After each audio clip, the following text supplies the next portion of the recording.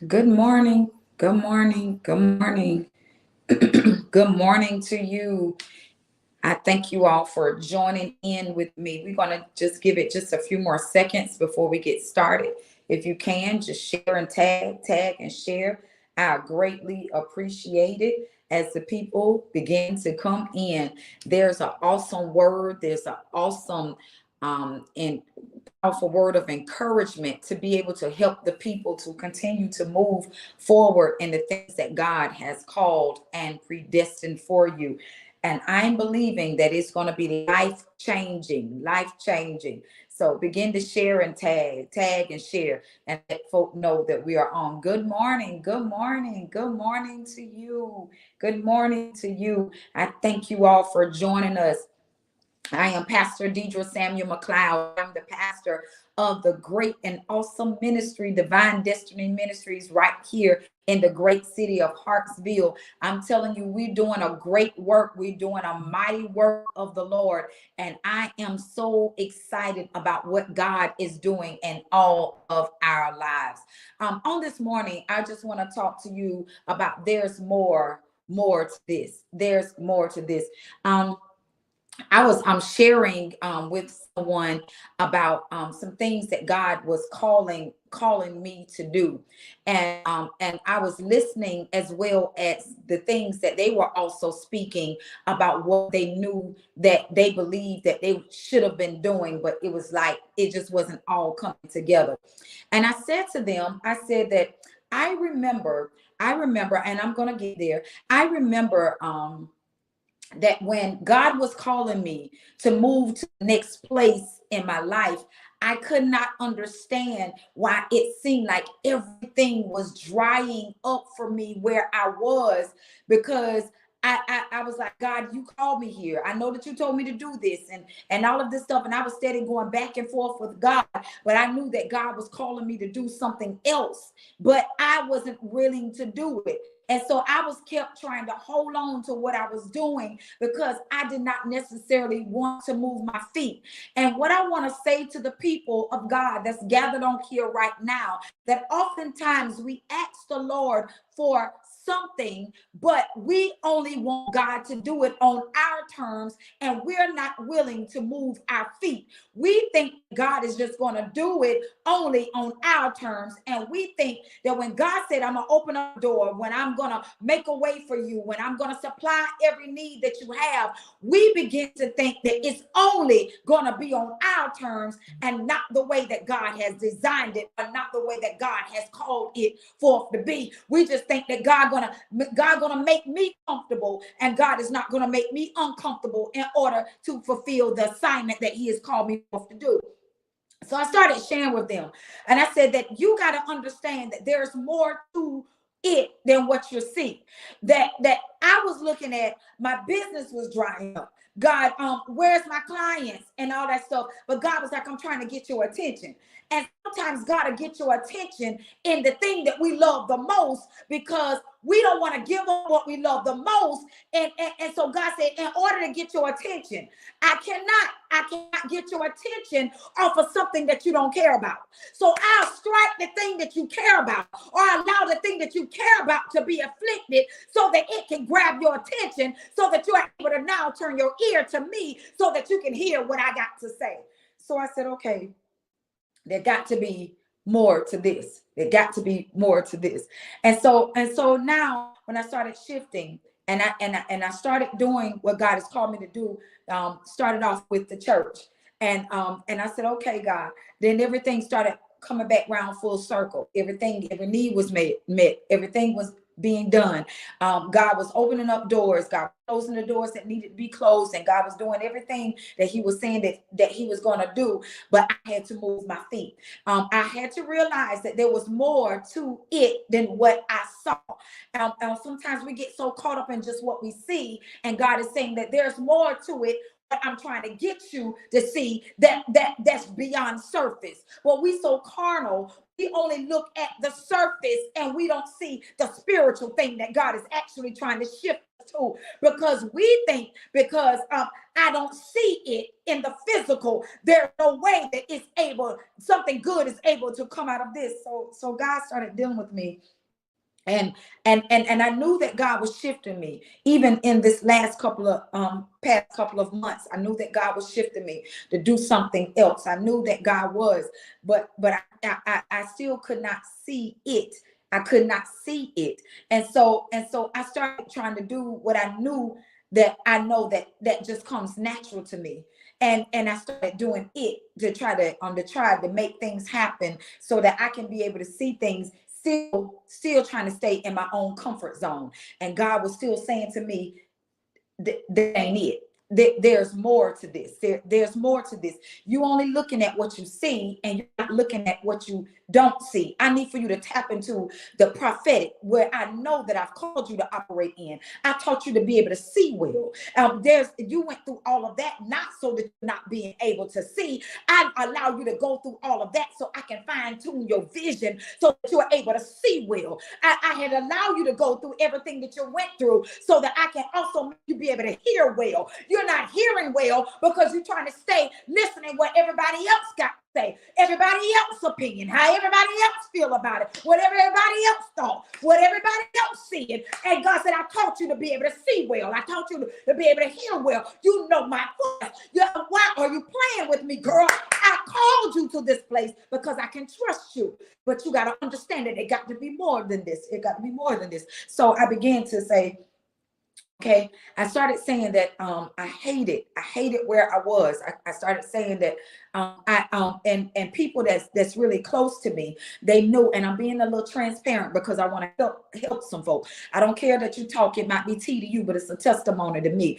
And so now I sacrificed a whole lot. I opened up my salon spa, I opened it up, and I started moving, but I hated every day that I've been in there. I sacrificed a whole lot of money, a whole lot of time, a whole lot of investment, and I started going in there trying to work, but I kept saying that I hate it here. Every day I went in, I couldn't wait for the weekend to come so I can be off because I hated it there. And God kept saying to me, there's more to this, girl. I need for you to be able to see. But I was so busy saying that I hated the place that I was in and not seeing where God was actually calling me forth to be. I just kept saying, I hate it here. I hate it here. I don't like it. And my husband was like, we done spent all this money. We done made all these sacrifices. And you mean to tell me that you don't even want to work in the salon no more? You don't even want to do it no more? Girl, what is wrong with you? And he stopped just kind of listening to me. But I kept saying, I don't know what it is, but I just can't put my finger on it. I don't know what it is. But I know that it got to be more. But I just want to preach. I just want to prophesy. I just want to pray. But in reality, I knew that preaching and prophesying and praying have not been paying my bills. I knew that my church have not grown to a place yet that it was able to pay me or to give me some type of salary. And so I kept saying that I'm gonna just quit. I'm gonna just walk away because God is calling me to do something. And God kept saying there's more to this. There's more to this. And so I was so busy to quit off of what I was looking at being hard because I kept saying that this right here can't be it. If God called me out and God called me to do a thing, this right here can't be it. If it's hard, if it's tough, if it's been a sacrifice. Isn't that like God? Everybody that read the word know that anytime that God has called you forth to do a thing, there's always going to be sacrifices. There's always going to be tears. There's always going to be times of questioning. God, have you really called me to be here? God, have you really called and chosen me to do a thing like this? God, my life is on the line. God, what are you saying to me? God, I hear you, but I don't hear you. God, I know you're saying something, but I'm not all the way clear. So I just kept going back and forth with God. God had allowed me to be in another position that hate more than where I was, because I didn't appreciate what he gave me, because I was trying to look past what he gave me and trying to look at something else. I was watching how other people was being blessed. I was watching how God was making a way for other people, and I kept saying, God, I'm a tither. I'm God. I'm a believer. God, I stand on faith like nobody else. God, I know that I know I go to war on other people's behalf. I know I sow seeds, and I started giving God all back what I kept saying, that I know that it's in the word, and kept trying to qualify myself for the blessing that I felt like I deserved. And God kept saying, there's more to this. There's more to this. We keep looking at the bare minimum, and God is saying that I have so much in store for you, that I put something greater on the inside of you. But in order to tap into it, I gotta allow you to go through the pain. I gotta allow you to go through a place of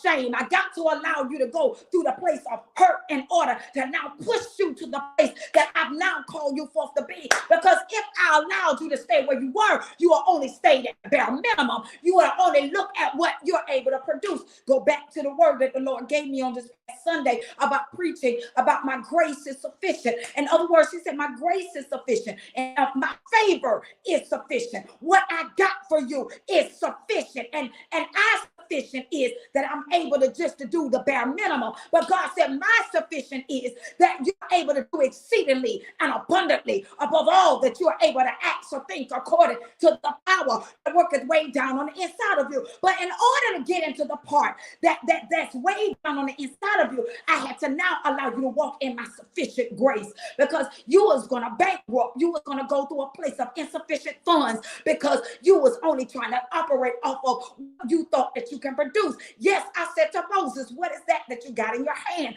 But God said, there's more on the inside of your hand. You was looking at it just being a staff. You was only looking at it just being a curling iron. You was only looking at it just being a blow dryer. You was only looking at it just being some shears. But I was platforming you for something so much greater. There are going to be people that sit in your seat that need a word. They don't just need a haircut. They don't just need a color. They don't just need a weave. They need a word from me. And so therefore, you was looking at just what you got in the hand. You were looking at the naked eye. But God said, I was trying to get you to see that there was more than this, more than this, more than this. And so God was saying to me, the reason why so many of us have been in a place that we have been walking in a place of insufficient, that we have been walking in a place of just a bare minimum. We have been struggling. We have been going back and forth. We have been going through a place of depression and oppression. We have been going through all of that. We've been trying to struggle. We've been trying to figure out. We've been trying to borrow from Peter and Paul. And let me tell you something. God said that is not my will for your life. My will for your life is to look at what you got in your hand. Look at the bare thing that you got in your hand and know that there's more to this than the naked eye. There's more than this. There's more than this. Yes, I can sing, but I didn't just call you just to sing to Hartsville. I called you to sing to nations. There are people that's dependent on you. That yes, you might do hair, but there's more to this. I'm calling you to nations. There are people that need you to be their stylist. There are people that need the word that's down in your mouth, but you're only looking at the bare minimum. But I had to allow you to hate the place that you was in so you can love the place that I was calling you to. He said, I had to allow you to hate the place that you're in so that you can love the place that I was actually calling you forth to walk in. But until you were able to get there, I had to now make you hate where you were. Why are you hating where you are? Because you really know that there's more on the inside of you. Why are you hating what you're doing right now? Because you know that you're really more qualified than where you are. I've had people that look over me. I have people that mishandle me.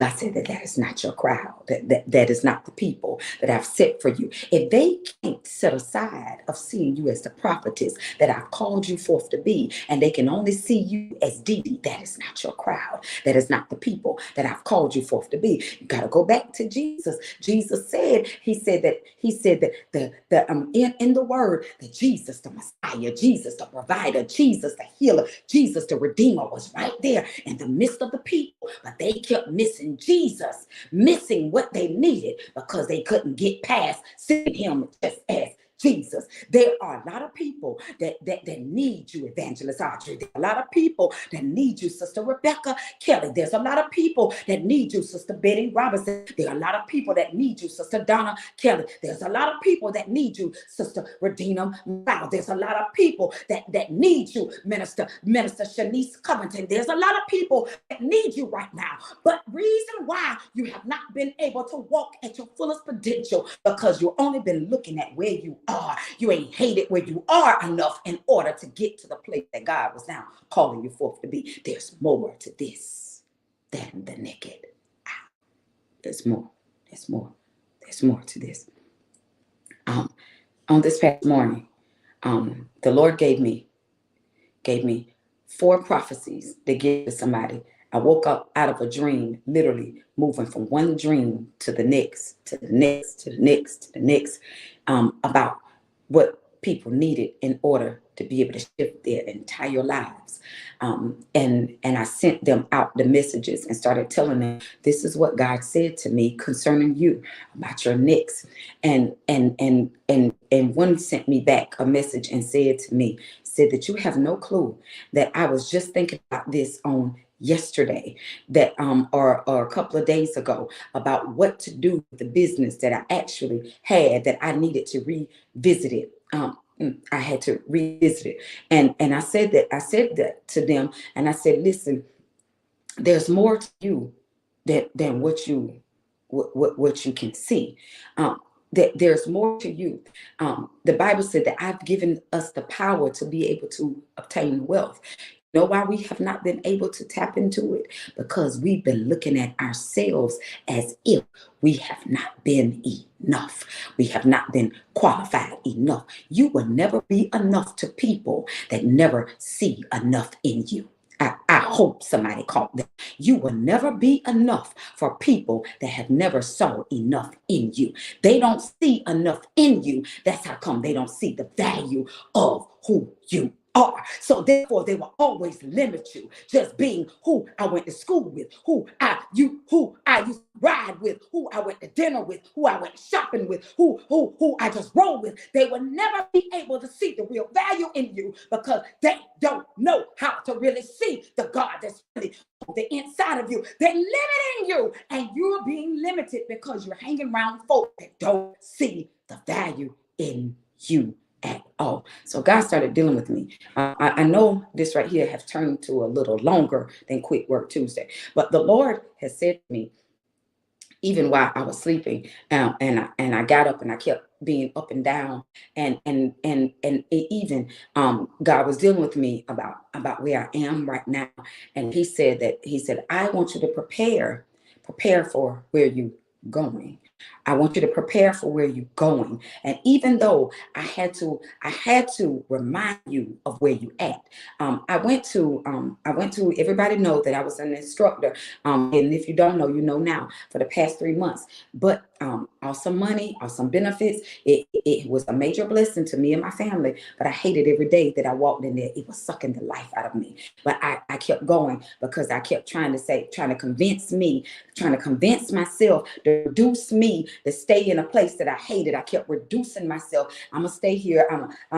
Okay, Friday is coming. I kept reducing myself, knowing that I was being disrespected, knowing that I could not be who God has called me forth to be there. Not that I'm not going to be a teacher, but I could not do it there. But God had allowed me to go to a place that made me so uncomfortable, and to the point that I had to quit. I could not stay. He had to put me in a place that made me recognize what I had. I didn't appreciate my business. I didn't appreciate nothing that I had until I had to be in a place that I really hated. I didn't know what hate was until I was put in a position to know that I had to be in a position that I did not have to be in, because I refused to operate with what I had in my hand. God is saying that you're in a place so despicable that you disgusted, that you hate where you are. You hate it with a passion, but because you refuse to operate in what I put in your hand,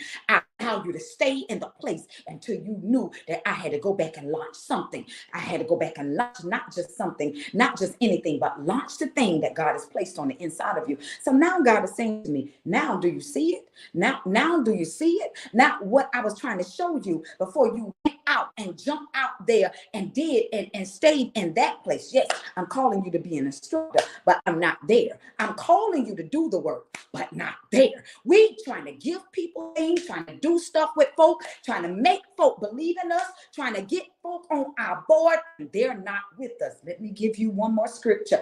And they left from among you because they was not of you. People cannot stay with you. Listen, Bishop Jakes had preached a sermon before. He said, if they walk away, let them walk. We got to be comfortable, people walking away from you and away from you because they're not tied to what God has called and predestined for you to do and what God has called you to be. And the reason why we're second guessing ourselves and don't realize that there's more to this, because we're hanging around folk that don't ever see more. They don't see more in themselves, so they will not see more in you. Somebody just said to me on this morning, and I was just sharing it with my son. They said to me, basically, they said that they failed. They failed at it, and basically they try to put off of what they failed at on me. The devil is a liar. You was not called to walk in that word. I am. And there's a difference in you getting up and going and then you being called to do it. There are a lot of people that got up and went, and there are a lot of people who went because they were sent.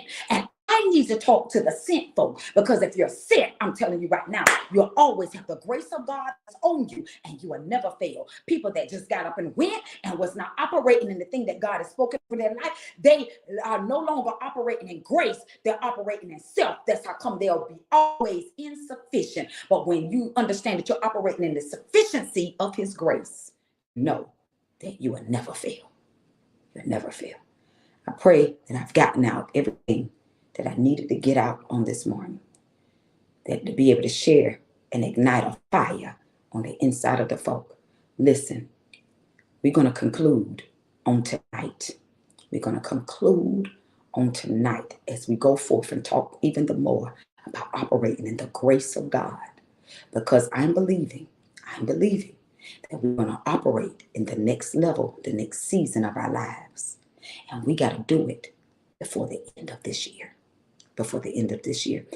I was riding by the Mantissa. The Lord was even giving me something to do at the Mantissa. Going to host it. It's going to be a private event.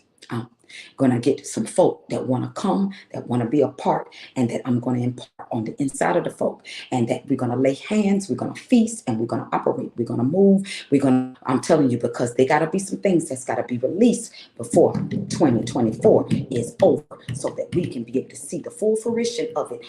I want us to already be walking by 2025. So therefore, we got to be able to push, plow, and be able to get folk into the place that they need to be. And I'm telling you, don't sit around and wait on people to say what a time we had. You better make sure that you're in the room. Make sure that you're in the room. May the grace of God be with you.